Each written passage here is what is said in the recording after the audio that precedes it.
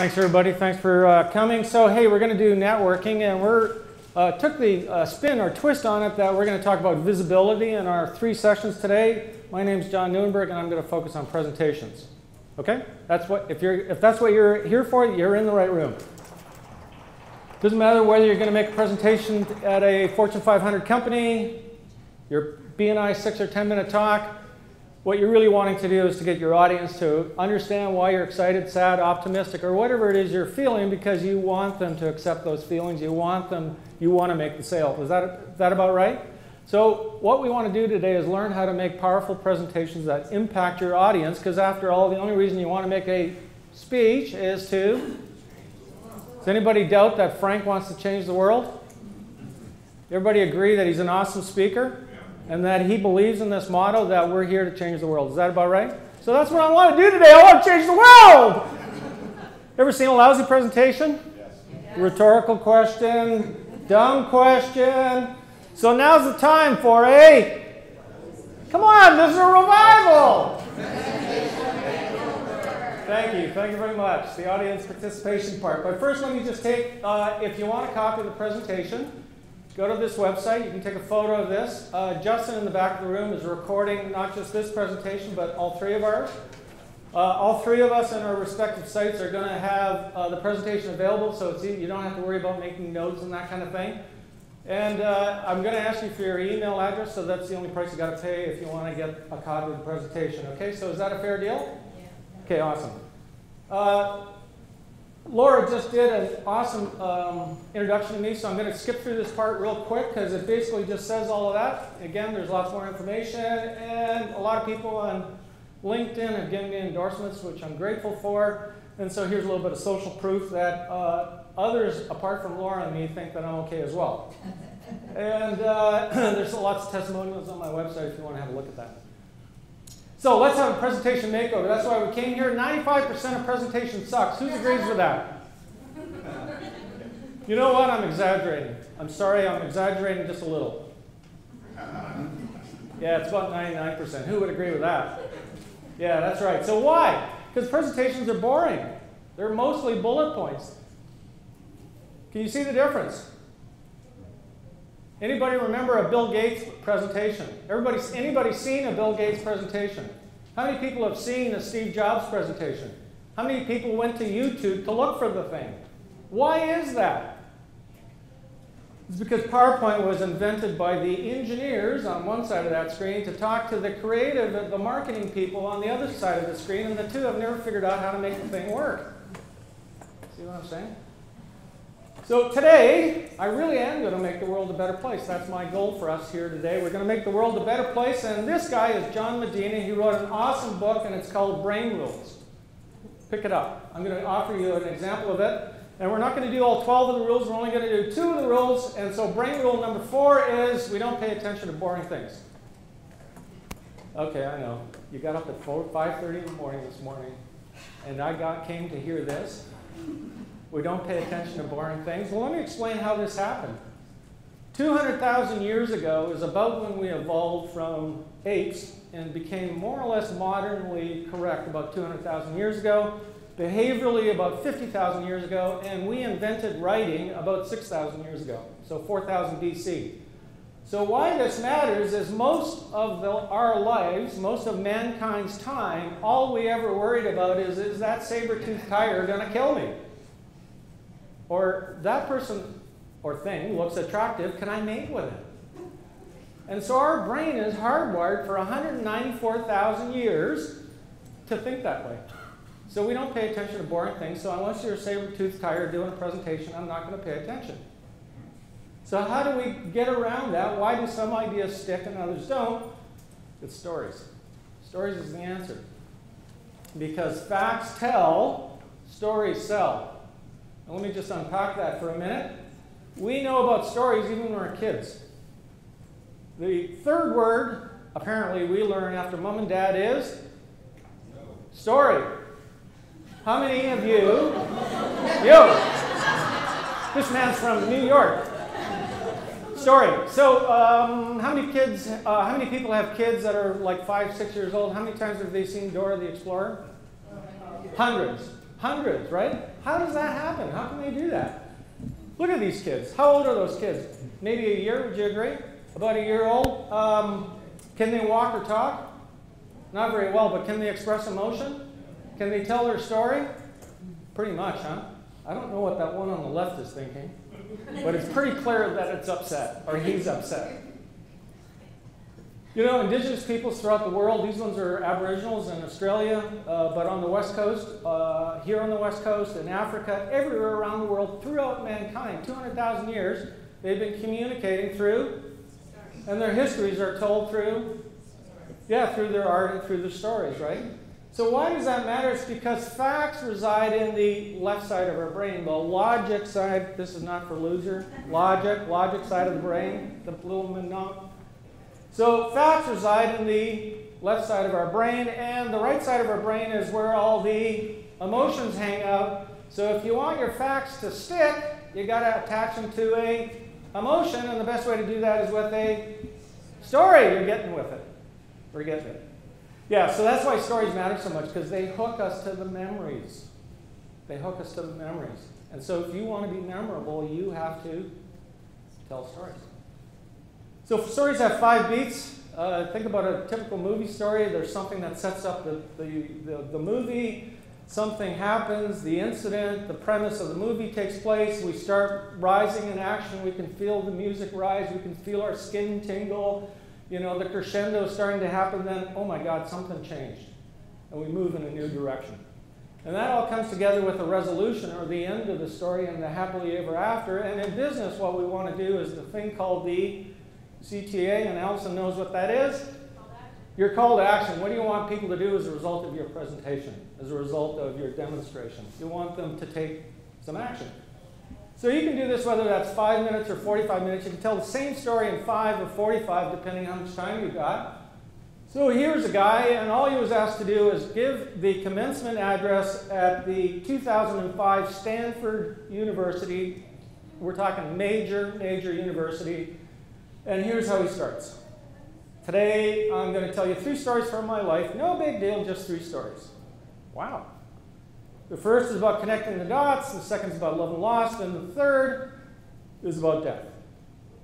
This is one he famously ended by saying, stay hungry, stay foolish. And he's only had 16 million views. Do you think he knows about stories? Do you think he understands why?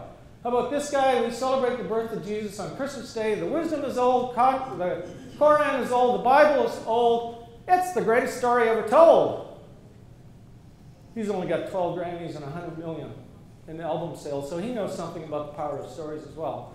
It's the lyrics of a song called Old, and it's on this album called You're the One. It's awesome. So there's a 10-minute rule. When you're doing a presentation, after about 10 minutes, people get bored. Right? Does everybody relate to that? So every 10 minutes, the brain needs a break. Frank did 2 exercises today, exactly on cue, about 10 minutes. Everybody get up out of the chair, stomp, yeah, nod, what? Right? Awesome job. So every 10 minutes, you got to get people excited, re-energized, reconnected, somehow, you know, out of their chair, so to speak. And so today, this is what I want to do. I want to have you pay attention to this. Let me see if I can get it to work. I may have to call my director here. Click. This is taking more time. This is an awareness test. Please pay attention. How many passes does the team in white make? Go!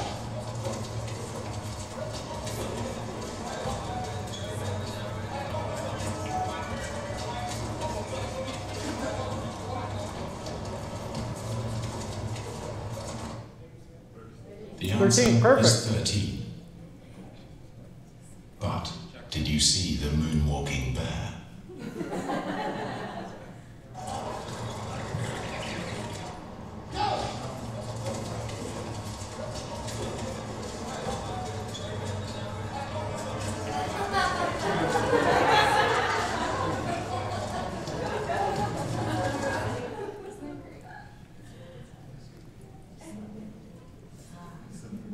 Stop it here.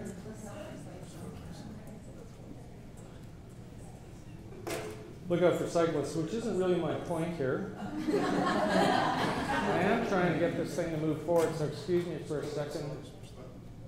Because Multitasking is a myth. We do not multitask. You're kidding yourself if you believe that. What we do is called switch tasking. Our brain can only do one thing at a time. And so when you think you're multitasking, you're really doing two things quickly, back to back to back to back. Multitasking is a myth. Tony Robbins says that that we're best when we allocate our time to 2-hour chunks. And if we take an interruption, we lose about 20 minutes of productivity. So every time you take an interruption, take a phone call, go to Facebook, respond to an email, and you do that 3 times in 2 hours, how much productivity have you lost? An hour, that's exactly right. So put the thing away. We do not multitask. I can prove this to you in other ways, but there's an example. You did not see the bear because you were paying attention to the thing you were asked to do. Which one? The book was written by a man. You know what, Janice? Just for that, I'll prove it to you later. So, when you're getting ready to do your big talk, put away all the distractions and allocate about 1/3 of the time it's going to take for you to get ready to doing nothing but thinking, sketching, scripting what you're going to say. Before you pull out the laptop, before you pick up Prezi or Keynote, all you want to do is, what's my story? Thank you very much. What do I want my audience to understand? And then you start building your slides. And this woman who wrote an awesome book called Slideology says that 30 slides can take 90 hours. And my presentation today has about 150 slides in 20 minutes. So you can imagine how much effort that takes. And then the last 1/3 of your effort is delivery, rehearsing. How am I going to get my audience to appreciate that? So when you start, don't start with the laptop. Start with the whiteboard, some paper. Post-it notes are awesome. And you start with the last slide. What do you want the last slide to look like? Because that's what I want my audience to do as a result of that's how I'm going to change the world. They're going to do the last slide. And then you work backwards from there. We're hardwired to notice patterns. It's another one of the brain rules. We notice patterns as humans because after all, after 194,000 years, it was good to know the last time I saw sand like that, it was quicksand. Best not to go into that. We recognize patterns. Today, we do jigsaw puzzles, crossword puzzles. We love patterns, right? So here's an example. I want to prove it to you. It looks like a random bunch of letters, doesn't it? Until I do some graphic design and show you a pattern. Now, I know some of you are wondering what WTF stands for. I know it's the Wednesday, Thursday, Friday, but after the lockout that the NHL has put us through, it might stand for something else. So here's an annoying example of what happens when you use a bunch of different types, fonts, a bunch of different colors, a bunch of different sizes. It's a jumbled mess. We notice patterns. That's what they see when you're doing your presentation. It's subconscious, but you're irritating your audience.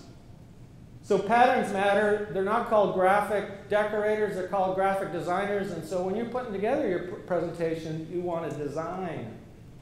And so work up themes around your font types, colors, and sizes. No more than 2 or 3 of each. And a regular pattern.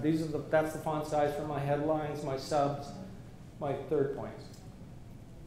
So this is kind of boring. It's a good photo, but it's just in the middle of the page, not really that interesting. So photographers and other designers have a thing called the rule of thirds. And this is a different rule of thirds, that the best way to compose is to put the central point of your image on the crosshairs, because that's how you create tension. And so asymmetry is much more interesting, isn't it? You see how perfectly this was composed? You see where armpit is? You see what the bottom third is? How about this one? This is a shot that Apple used on their website when Steve Jobs died. It's not an accident that it perfectly aligns with the rule of thirds. How about this one? Vancouver's beautiful. It's even more beautiful when it's shot this way. Down here is the hill, which creates a false horizon. The middle third is, of course, our skyline, and the back third, the mountains. And so the eye is carefully guided through the photo. Beautiful, beautiful shot. We have not just the water line, but we have the cloud line in the lower third, which gives us the feeling of this awesome, huge sky. And 2013 is going to be fantastic because there's so much opportunity. See how that image creates that feeling? So, okay, brain rule number 10. Brain rule number 10 is vision trumps all other senses because vision takes about half the brain's power. So Frank this morning talked about we have 5 senses. That's absolutely true. Vision is the most important. When we communicate, just 7% of our communication is through text, 38% is through tone of voice. Visual is about 55%, and Janice doesn't know I'm going to do this, but I'm going to prove this to you. Janice, excuse me for a minute. I love you. Now, what did I say? I love you. Now, those words are pretty endearing, aren't they? What did my tone of voice sound like? What about my body language? It didn't matter what I said. We completely rejected the words, but we quite accepted that the visual I got was what was really going on. See what I'm saying? So vision counts for more than anything. So if you have an audience and you use just the word, 72% of the 72 hours later, 10% of the audience will remember. Use an image, 65% of that same audience will remember the image. So let's see some presentation makeovers. We've got the one in the upper left. It's kind of the before. We've got some funky script, funky bullets, a bunch of blah, blah. Doesn't really mean anything. And then on the bottom right, we've got his image and one of the things, most iconic statements that he's known for. Here's an example of, in the upper left, we got a bunch of different, we got 2 different font sizes in the title alone. We got 2 images that don't relate. We got footnotes. The text runs into the image. It's a mess. And yet the bottom on the right, it's quite clear that one of the most important statements, a real statement of the times that Kennedy did in his inaugural speech, ask not what your country can do for you. Beautiful. Again, in the upper left, we have I don't know what that's supposed to be. We got an image, we got a bar, we got data. None of it makes sense. The one on the right, oh, we're supposed to understand 5,000 bikes, which is about 10 times more than the first year. That's a pretty good result. Might as well just leave the only slide everyone was looking at. Okay, prove it. Who can remember? It was pretty boring. Images convey way more than text does. So you got to make numbers meaningful. Another thing to remember. So Steve Jobs, 2001, is introducing the iPod. Could have said it was 5 gigabytes. The comparison at the time was a Walkman's huge. It carries a cassette, but instead what he did is he said it's 1,000 songs, and not only that, it fits in your pocket. Oh, I want one of those. 1,000 songs in my pocket? So here's an example. The world's population. It's a pretty clean graph, right? It's not too complicated. It's kind of, the script's pretty good, but it's kind of hard to figure with 2009. What's the population? Oh, that one's better. Population's going to be 6.7. 40 years later, it's about 50% bigger. I know that because the image is about 50% bigger. The world's ice. Do you know that 90% of the world's ice is in Antarctica? How about now? Way more impactful. Can you feel how cold it is there? You see how the size of the script really does help us? 90%. So this is Seth Godin. He's going to offer us 5 rules for amazing presentations. Rule number 1 is no slide ought to have more than 6 words. You never need a slide ever more than 6 words. The only exception is quotes.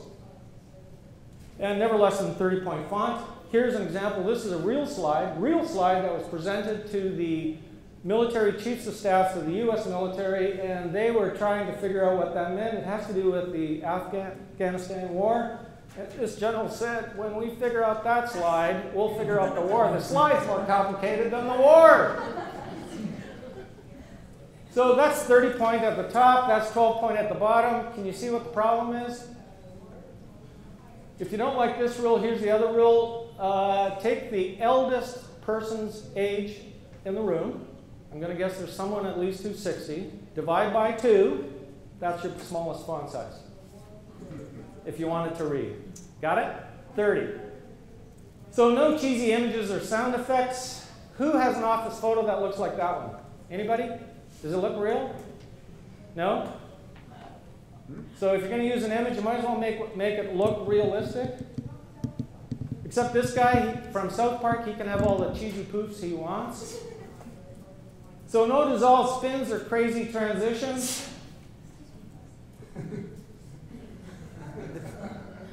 Ah! Doesn't it drive you crazy? What is that going to do to help me tell my story? I'm going to do it to solve. See what I'm saying? So more images than text, much less text. So I could tell you the story of a Gulf oil spill, and it's pretty impactful. Background, I got volume, I got efforts, I got consequences. I'm going to tell the whole story, but I could do this. There were some consequences. Surf's up, who wants to go swimming? This guy did. He's a reporter, he's looking for the story. I hope he's wearing scuba gear, because if not, when he comes up to breathe, he's going to get a mouthful of dreck. 3 images, you can talk for a few minutes, way more impactful. Everyone feels it in their gut right now. That was horrendous for the environment there. So no handouts. That's what 22 words looks like. We can write in about 22 words. That's 105 words. That's how fast we speak, unless you're Frank and me at the moment. We can hear or listen at about 155. Isn't that amazing? We can hear faster than you can speak. And that's how fast we can read. So guess what? If you give out a handout, guess what's happening? They're way ahead of you. They're reading. Why are you here? So no handouts. If you want to do a handout, what you do is you have 3 different versions of your presentation. So version 1 on the left is what your audience sees. Version 2 is what's on here. That's where my speaker's notes are. And version 3 is a version of the talk that someone could look at and read and understand. And if they could take your slides, leave your presentation, give it to someone else, and they know what it meant, you did it wrong. So here's the world's thinnest notebook, and here's how a mediocre presenter would show it. We got 4 different boxes, 4 different title text sizes. MacBook Air is not even the major title, which is supposed to be the announcement. Someone got fancy and got an icon for the battery. Who the hell cares that it's got 1280 by 800 native, whatever that, does anybody know what that means? Or that it weighs 3 pounds? Let's see how the master does it. What is in that envelope? Oh my God, it must be precious. It's levitating off the stage. I want one of those. It's pretty exciting. So the engineers give you a bunch of data. The marketers give you an experience. They make you want to have it. They make you want to feel it. And that's what images, that's what a good presentation should do. So isn't it time for a presentation makeover? How about for you guys? For everyone here in the room. Can I have a hallelujah? Hallelujah. Awesome. Thank you. So I got some questions. We're not going to take questions, but one of the ones that I know you're probably wondering about is what were your 5 beats? We were going to have a presentation makeover. We're going to make the world a better place. We're going to do just 2 of the 12 rules. We're going to have 5 rules for better presentations. And I'm going to ask you to do better presentations yourself. That's the 5th beat of our story. These are the 4 guys and 4 books that I used to go through this. This is an awesome book. I can give you a 5-page professionally done summary if you take one of my cards, which is on the back of the front here, or you can send me a note. If you've got my email address, I'll send this to you. You'll be encouraged to go get the book itself.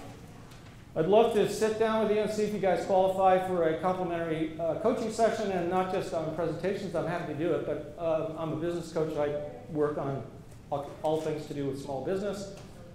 So thank you very much.